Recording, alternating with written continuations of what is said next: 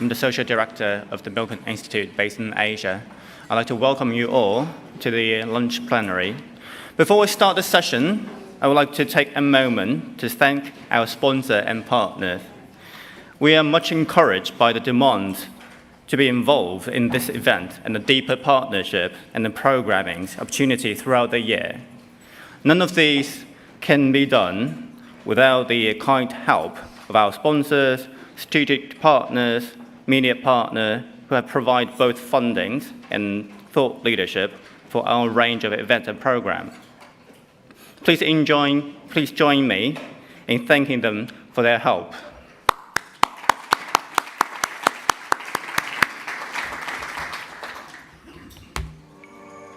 We gratefully acknowledge the participation of the following organizations whose generous support makes the conference possible.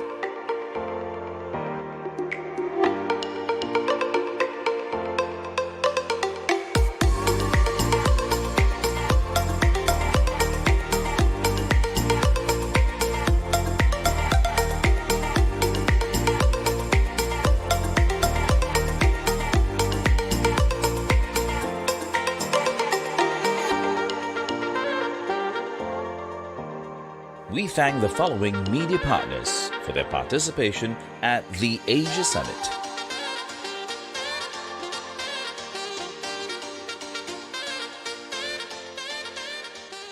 We thank the Milken Institute strategic partners for their year-round support of our work around the world.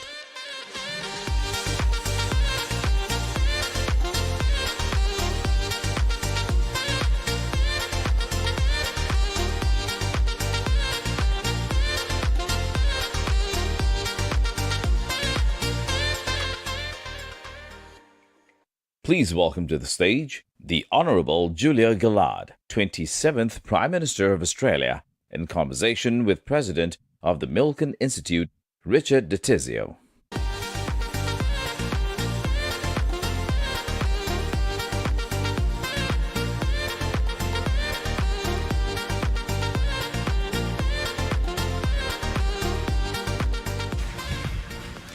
Well, good afternoon. Thank you all for joining us for what will be an exciting, interesting conversation. So let's start with this speech that everyone knows, the misogyny speech. It's been 10 years. Rate for us the progress women have made over this decade, and which sectors do you feel more optimistic about, and which ones have a lot more work to do?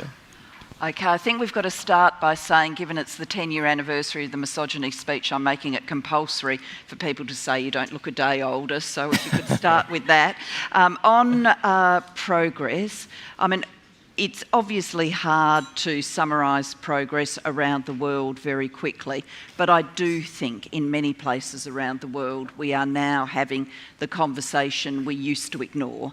So when I was Prime Minister, the analysis of my Prime Ministership was that nothing about my Prime Ministership was explained by gender, nothing about its reception, its reporting, the things that happened. Now, I think we are very knowing about how gender interacts with the reception of women in public life. To take one example of that, when Kamala Harris was announced as the vice presidential candidate with President Biden, President Trump said, "Oh, she's a nasty woman, no one likes her." And people immediately flooded the airwaves saying that's just a sexist trope that women who exercise power are nasty. I don't think you would have seen that 5 years ago, 10 years ago. So we're having the right conversation, and I'm a big believer, whilst that sounds like a humble thing, I'm a big believer that you can't fix things unless you can name them, see them, analyse them, categorise them, and then ultimately develop the evidence-based strategies that will change them. Mm-hmm. So many of our participants watching at home and here in the audience are from corporations. Many corporate initiatives over the years, from affinity groups to the lean-in clubs, they seem to task women with solving a problem that they didn't create. Yes. And often we gather everyone in the room to come and admire the problem that they live every day, and then they go back to their day jobs. So how do we flip the lens on that and create real policies and places for inclusion? Well, I think it does come back to this evidence-based piece. I think one of the issues with gender equality is everybody thinks they know. It reminds me of my time when I was Education Minister in Australia. Everybody thought they knew what the national schools policy should be because they'd all been to school. So you'd be, visiting communities, people would rush up to you. They were obviously, 50, 60, 70. They would say, I went to school, so I know the education policy should be X. It's a little bit more complicated than that. And in gender equality, I think a lot of people of goodwill have thought that they knew, but they've created a lot of programs that are about for women, about changing women, rather than doing the deep analytical work to say, what are the structures in our business that are holding women back? And also, what are the stereotypes that are holding women back? So to give just two examples of that, your informal definition of merit, not your formal definition of merit, but your informal definition might well have a lot to do with presenteeism. So pre-COVID, you might have said to yourself, at least in the back of your mind, gee, the person who's in here at 7 in the morning and still here at 10 at night, they are really, putting in. A woman in a family formation stage is unlikely to be able to acquit those hours. So you've baked in a gendered characteristic around what merit is. You're not looking at the outcomes of the two workers, you're looking at something else. Stereotypes, we know that if men are pushy, questing, looking for the next promotion, looking for the next opportunity, that will be received as he's a go-getter, he's one to watch. If women are like that, because we've all got sexist stereotypes in the back of our brain, people will say, she's too ruthless, she's too hard-boiled, she's too difficult to deal with, and it will count against her. So really, I think to change all of this, we've got to do that deep analytical work around the structures that are holding people back, and then look at how stereotypes are playing into all of it. There's been study after study in the United States around performance appraisals, and some 70% of the time a woman's personality trait is referenced negatively in a performance appraisal, unlike men, which are really just on tasks. In business, we talk a lot about the gender pay gap, absence of women in senior-most levels of organizations. And while there's been some modest change, in 2002, so 20 years ago, 7 women CEOs were leading Fortune 500 companies. And in 2022, we've made the remarkable progress that it's 44. So given just the complexion of the workplace and workforce, that's woefully inadequate. Why are we still talking about this some 50 plus years after the, quote, women's movement began, that this is allowed to still unfold the way it does? Yeah, it's frustrating, isn't it? And the World Economic Forum tells us that at current rates of change, it will be around 130 years before we hit gender equality globally. So I'm sure you and I are trying to do our best to eat our vegetables and stuff, but I don't think we're going to get there to see it 130 years away from now. I think there's a series of things that help explain the slow progress. One, we talk about waves in the women's movement deliberately, and I think the levels of activism actually do crescendo and then fall away, crescendo and then fall away. So we haven't been involved in the task at the level of effort and as continuously as we should have been.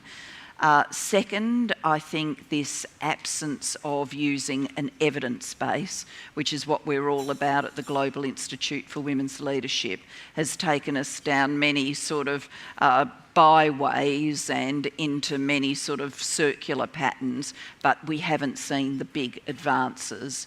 And I think we're also at that hard bit now where, most big businesses have already done the obvious stuff.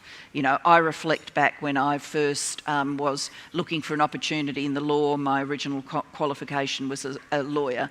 It was very common then for women law graduates to front up to an interview with a law firm with 3, 4, 5 male partners doing the interviewing. Now, none of the big global corporations these days would say to themselves, right, we're going to field a 5-person male interviewing panel. We're over all of that. But what we haven't done is the more analytical work to take us to the bespoke barriers.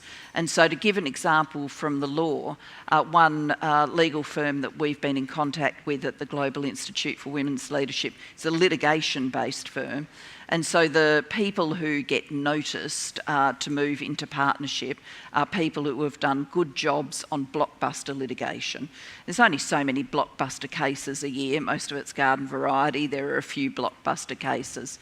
And the way that the teams were being mobilised for the blockbuster cases is the partner in charge, usually a man because the partnership was very male, would go out and would pick who was going to be on his team, and was tending to mobilise teams of people that kind of reminded him of what he was like at an earlier stage of his career. So predominantly male teams on the blockbuster litigation. The intervention there was to put to hire someone who was not a partner, who was responsible for mobilising the teams. So they knew we need to field a team for X litigation. This person curated the team. And that intervention changed the rates of women coming through for partnership because they were getting fairer access to the blockbuster litigation. Mm-hmm. Now, that's not the kind of thing you're going to get yourself to if you're thinking to yourself, the intervention at my business is more women's empowerment programs, so we'll send some of our senior women on some conferences.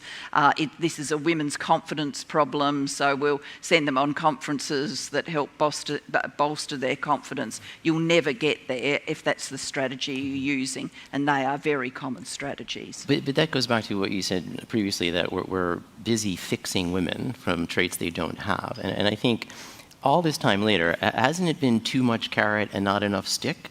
I think that we're still talking about it because organizations want some sort of cookie for participating in a DEI journey around women and other minorities, but there's no negative consequence for not moving the needle.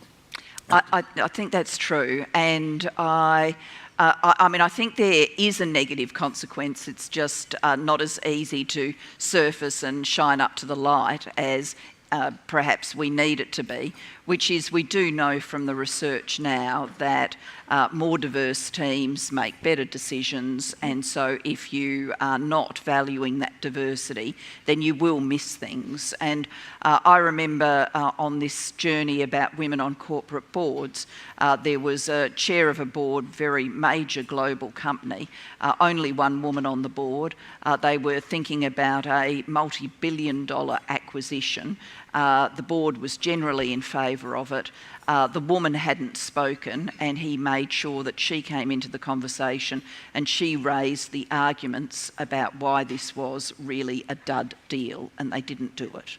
But it just goes to show if you don't have inclusion and diversity, you are at risk of making worse decisions. But it's hard to measure and quantify that. Mm-hmm. I think in this world where there is so much pressure for talent, a real war for talent, and in this world where for consumers-facing businesses, consumers are much more looking through to see whether corporations actually live their values or just have them on a sort of poster in the office and on the back of the letterhead, I do think there will be more obvious penalties for businesses that are just paying lip service to equity, diversity and inclusion generally, and particularly to gender equality. Mm-hmm.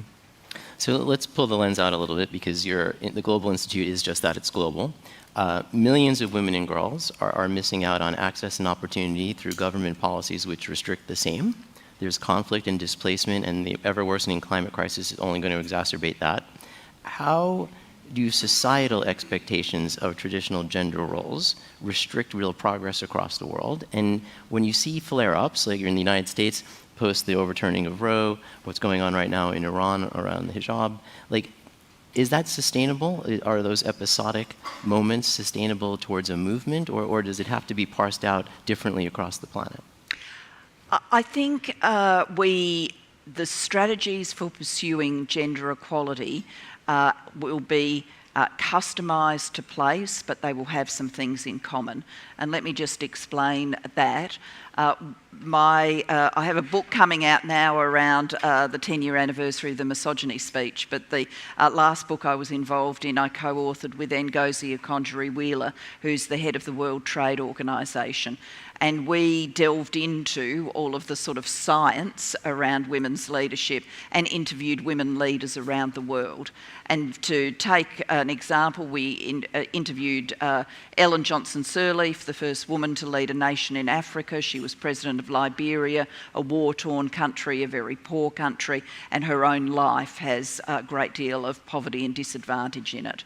We interviewed Erna Solberg, who at that stage was Prime Minister of Norway, one of the richest and most gender-equal places on earth. And at first glance, you'd say to yourself, what on earth could these women have in common? You know, it's impossible, isn't it? And yet when we talk to them, many of the manifestations of sexism on their leadership journey had been the same. They had been about being judged on appearance, a disproportionate interest in family structures, being underestimated when they walked into a room, not being received with the authority that the various titles should have given them. Ellen Johnson Sirleaf talked about going to a meeting of the African Union. She was in that room as of right, as a president of a country, but she still knew there was an additional hurdle that unless she gave a really great speech, she was going to be dismissed. And so sexism has global manifestations, but the starting point is different in different countries. And so in many parts of the world, we're still fighting the struggle as to should girls be able to go to school, or at least should they be able to go to secondary school, or should they be forced to drop out, go into early marriage as they hit adolescence. Many parts of the world we're fighting for women's rights to be in the workforce, to control their own property, to choose who they're going to marry, to manage their reproductive choices. And so there are differentials about the starting point, but I think there's a commonality about it in terms of the things that women face. Mm-hmm. So we're very excited to have everyone back for an in-person event post-pandemic. I think in many ways the pandemic kind of ripped the Band-Aid off for a lot of women. Once childcare was unavailable, schools were closed. Women in the United States left the workforce in droves and have just very tepidly started to come back. They're still probably 3 to 1 out of the workforce than before the pandemic began. You know, again, like when we think about what can we collectively do to mitigate this crisis, which has now bled into some 51% of women post-pandemic are reporting mental health issues, it's becoming a crisis around the world. So how do we think from a policy perspective that the governments can kind of come in to this fray and do something curative? Yeah, we've certainly got to do different things. My one statistic I very clearly remember from the days of the pandemic is in the first big lockdown in the UK, there was a survey undertaken which showed in male-female couples with children, male-female couples with children being homeschooled, where both of them worked full-time and she was the higher income earner. Even in those couples, she disproportionately stepped up to the extra domestic labour caused by lockdown and homeschooling.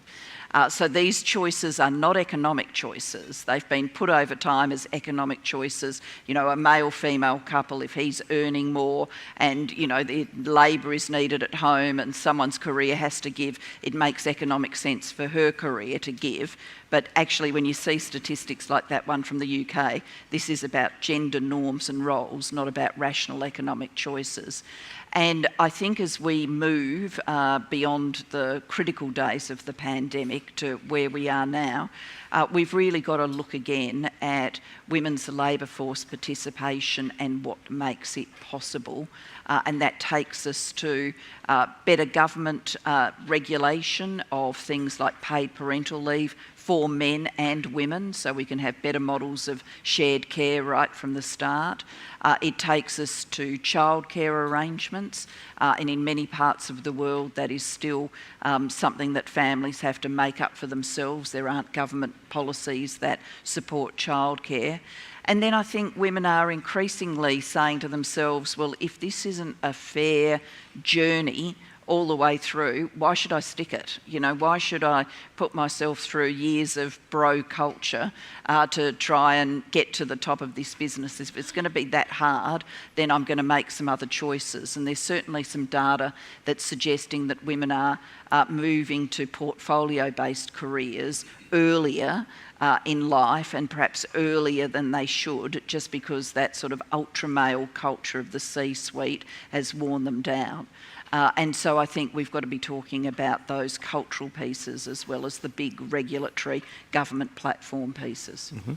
And I think the historically male culture inside every organization has made child rearing a women's issue, and therefore benefits around that are a women's issue instead of thinking about parenting, where both genders would participate.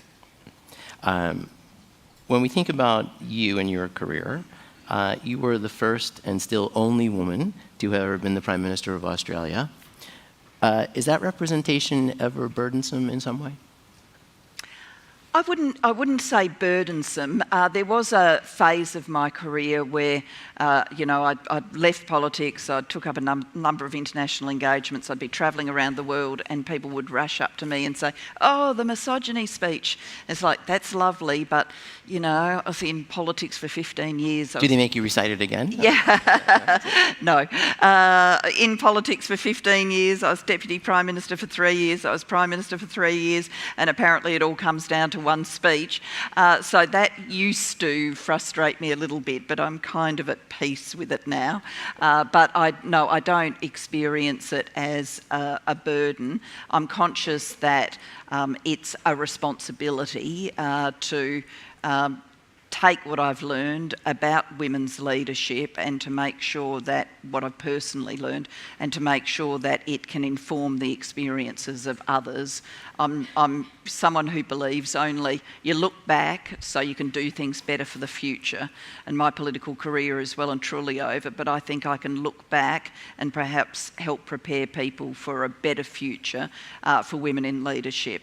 And that's what led me to found the Global Institute for Women's Leadership at King's College London. And I'm now delighted we've got a sister institute at the Australian National University in Canberra. And I do hope we can work with people in this room and beyond to make a real difference. Okay. So I see that we're almost out of time, so I want to go through just a couple of very quick lightning round questions. Uh-oh. Okay. So who do you consider a role model or mentor, and what did you learn about yourself through your relationship with them? A very strong mentor of mine was a woman called Joan Kirner. She was the first woman to be Premier of the state of Victoria, and I was personally close to her and her family. And I think I learned from her some things about resilience and humour that I've taken with me. Okay. What world leader, past or present, most surprised you and why? Most surprised me? Oh, that's actually a great question. I would say Chancellor Merkel, who I guess surprised me with her warmth and way of making sure I was included when I was new to forums like the G20, and that's not her TV image, I don't think. Mm-hmm. What's the trait you most dislike in other people? The not listening, having ended up in a world of men for many, many years, and I still go into forums that are predominantly male, the sometimes inability to listen and respond as opposed to say what they were thinking of anyway, that frustrates me. Okay. And this last one, what do you know about yourself for certain today that you didn't know 10 years ago when you made that speech? Oh, I know for certain that I can use the skills and things I learned in politics in multiple ways. When the music stopped for me in politics, there was this time when I thought, what next? You know, and you just look at this empty ocean of a diary, and I hadn't had an empty diary for decades and decades and decades, and you're asking yourself the question, how can I find a sense of, I always had a sense of purpose, but how can I pursue that sense of purpose in a new way? And I'm very confident now that there are many ways in which I can still pursue that sense of purpose. Well, you certainly are making an impact. Well, thank you so much for sharing your time with us today. Thank you. Thank you.